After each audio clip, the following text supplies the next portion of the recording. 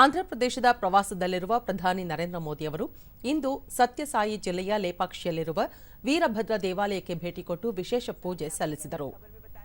16ನೇ ಶತಮಾನದಲ್ಲಿ ನಿರ್ಮಿತವಾಗಿರುವ ಈ ದೇವಸ್ಥಾನದ ಕುರಿತು ಪ್ರಧಾನಿ ಅವರು ಮಾಹಿತಿ ಪಡೆದುಕೊಂಡರು. ರಾವಣನಿಂದ ಸೀತಾದೇವಿಯನ್ನು ಅಪಹರಿಸಿದ ನಂತರ ಜಟಾಯು ಸೀತಾದೇವಿಯನ್ನು ಹಿಂಬಾಲಿಸಿದ ಸ್ಥಳ ಲೇಪಾಕ್ಷಿ ಎಂದು ನಂಬಲಾಗಿದೆ.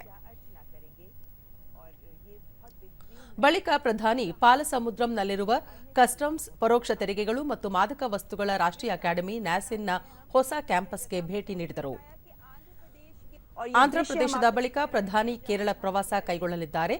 ಕೊಚ್ಚಿಯಲ್ಲಿ ಪ್ರಧಾನಿ ನರೇಂದ್ರ ಮೋದಿ ಹೊಸ ಡ್ರೈಡಾಕ್ ಹಾಗೂ ಅಂತಾರಾಷ್ಟ್ರೀಯ ಹಡಗು ದುರಸ್ತಿ ಕೇಂದ್ರವನ್ನು ಕೊಚ್ಚಿನ್ ಶಿಪ್ಯಾರ್ಡ್ ಲಿಮಿಟೆಡ್ನಲ್ಲಿ ಉದ್ಘಾಟಿಸುವುದು ಸೇರಿದಂತೆ 4,000 ಕೋಟಿ ರೂಪಾಯಿ ಮೌಲ್ಯದ ಯೋಜನೆಗಳನ್ನು ಉದ್ಘಾಟಿಸಲಿದ್ದಾರೆ.